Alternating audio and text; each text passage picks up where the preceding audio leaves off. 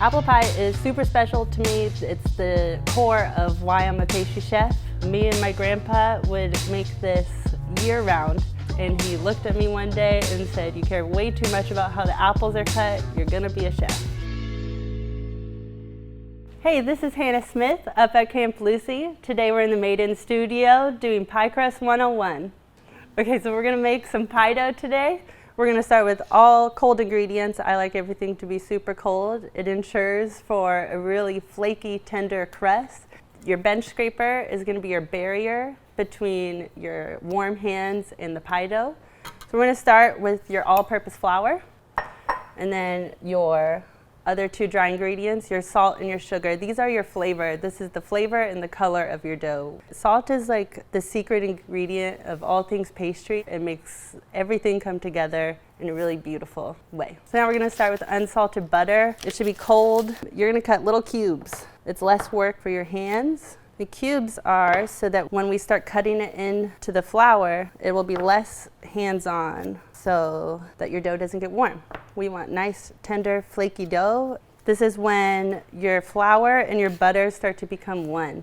We really want pea-sized butter chunks. I would say 90% of your dough is pea-shaped. Now you're gonna go in really quickly with your thumb and your pointer finger and go through and just push them flat. And again, if you have hot hands, I would advise using your bench scraper still. So you can see that it's like a light pale yellow. So that's your first sign that you are ready to start adding your water. So now you're gonna make a little mound. I like to make a well. No matter how many times you've done pie dough, you're gonna do a tablespoon at a time. Whenever you read pie dough recipes, the water amount is so far in between. It could be 3 to 12 tablespoons. And that's because there's so many factors in moisture. The butter, the flour, the room, outside. Make sure you're picking up from underneath and you're not just cutting the same area over and over. So we're gonna touch it, see how much flour is on it. If you have too much water, this is gonna look like when you make like a paste as a kid with flour and water. That's how you know that you've added too much water. You're gonna take your dough, pat it down. Does it come into a nice little sheet? And it does. I'm gonna split this into two. You're gonna form a ball. The next part is saran wrap. You're gonna fold it on it to itself one more time. And I'm pulling really tight.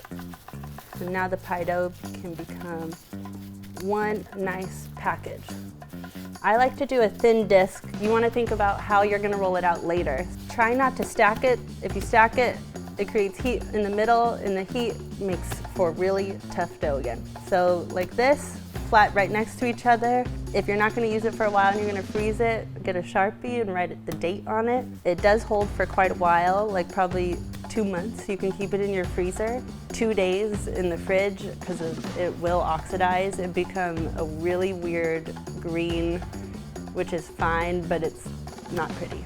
We're gonna put these in the refrigerator for 24 hours. All right, so we're gonna roll out the pie dough. Everything is cold, it's been cold. The dough, if it's warm, will fight against you. When you look at your pie dough, at first glance, you're gonna see little butter chunks.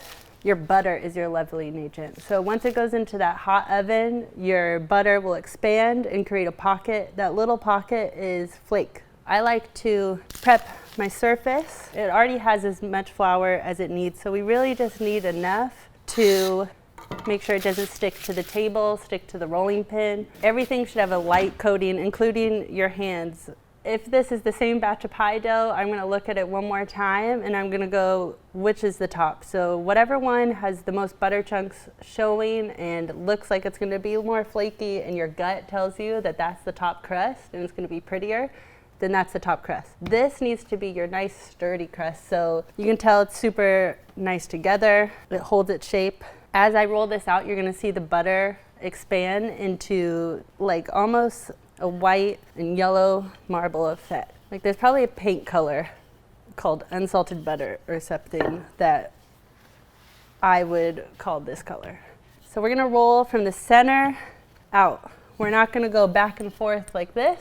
You're gonna apply a nice amount of pressure. Since we pre-shaped it into a circle, it's gonna roll out into a circle. This is where I will go back and forth. So you see my hands going underneath it. That's making sure that it's not sticking to the table. We're gonna roll it pretty thin, so I always go around, make sure it's all the same thickness. You're gonna take your MadeIN porcelain pie dish. You're gonna plop it and make sure that you have like a nice inch around the whole outside. It's pretty simple at this point. I just like to go in half. Because it's porcelain, you don't need to spray it. Your half goes in half. So the half of your pie dish meets up with the half of your pie crust. And then you just flip it over. We want to think about what our pie is going to look like when we cut it. Pushing your fingers in is going to help shrinkage and make sure that that pie dough stays exactly where we put it. And I am pushing it towards the edge. And I like to go in again with my middle finger and make sure it's really in there. We can set this aside and we can go right into your top crust. So same scenario. This one though, we're not going as large. We're gonna go slightly smaller and starting from the middle out. And the same thickness as the bottom. So this is gonna be nothing but flaky pie dough. You can see that when you move the pie dough, it almost starts to flake. So imagine in the oven, when it gets hot enough, it's gonna steam. So you can see kind of what is gonna happen while it's baking at this stage. So that's why we're gonna stop. I have a sheet tray right now and we're gonna put this in. We'll put these two in the fridge while we make the apple filling. It's a great time to preheat your oven to 425 and we're gonna start our apple prep. All right, so before we start on our apples today, we're gonna start browning butter. We're gonna start our brown butter in the MadeIN stainless steel frying pan. Your brown butter is really a secret ingredient to all things pastry. That's gonna get browning and it's the best smell in the whole world. When we start talking about apples, I always go for your tried and true. Your Granny Smith is the body of an apple pie. So this is what gives it a bite. It's what is familiar to all of us. That second apple is really up to you. So this is a Honeycrisp. So I like to say your favorite apple. This is gonna break down to more like an applesauce in your apple pie, where this is gonna hold up to the heat. So these together work as a team to create balance. We're gonna peel all our apples first. I always like to go around the top and then go down. So using a really sharp knife, you're gonna go down, and you're gonna cut all the way as close as you possibly can to that core, so you have this big chunk. And then your apple thickness is all based on you. I like a mid-range balance. This apple is gonna shrink by half, so we don't want it to like go away altogether. The brown butter is on medium, so it's gonna be on medium. You're gonna hear popping.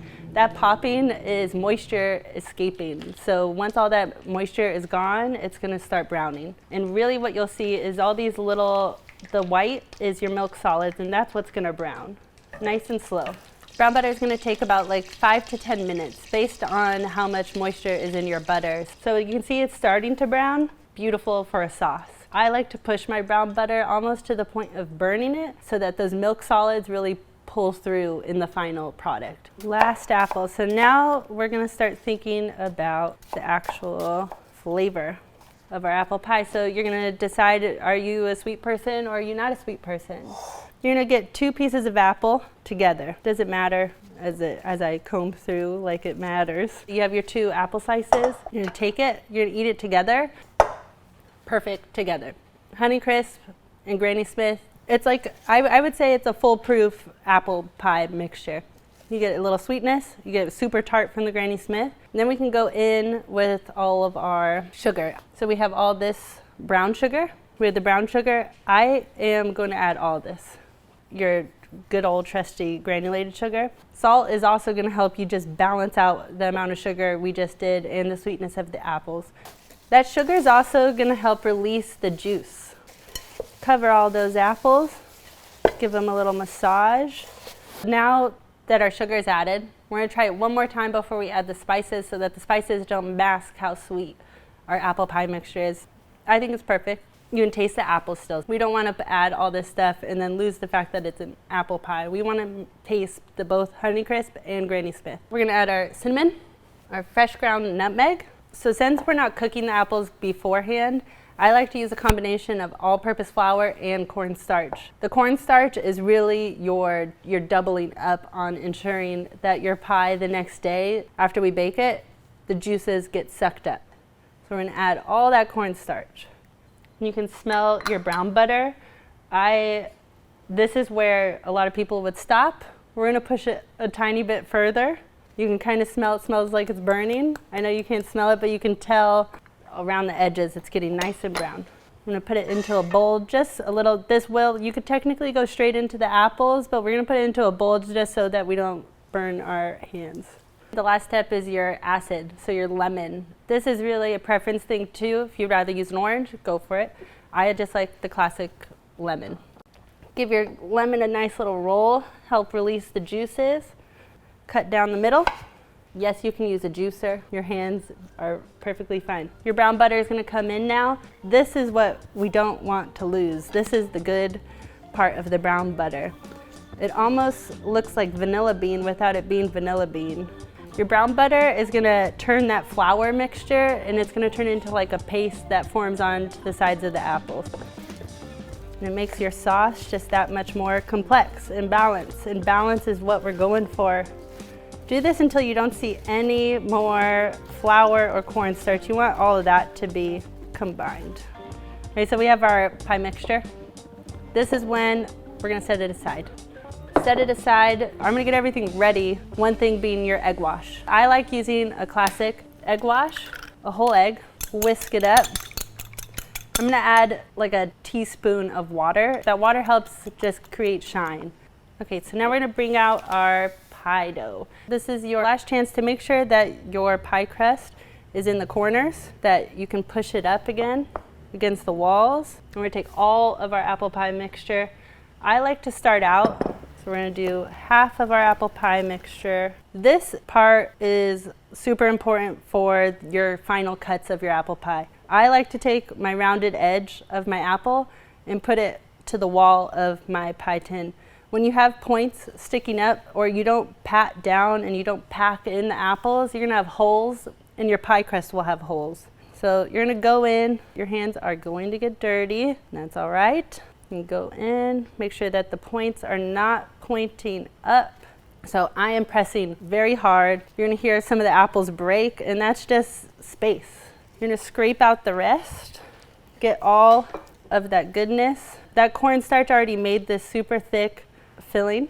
If it's anything less like this, if it's juicier, then we're gonna want to withhold that juice if it's watery. So now we go back and do the same thing, pretend that there's pie crust right here, and we're making sure that no points are up. And so since you have that super delicate, flaky pie crust going on top, this kind of stuff will poke through, and we're gonna try and avoid that. The last step of the assembly is the top. I like to use the tiniest bit of egg wash. You're not really egg washing, it's really, you're just kissing it. This is gonna make sure that they become one in that section. And you're gonna take your beautiful pie dough, fold it over, make sure that the pie, your top pie, you can feel every apple. You're gonna take your hands, you go under, and you just fold it underneath. And you do that through the whole thing. This part doesn't need to look perfect yet.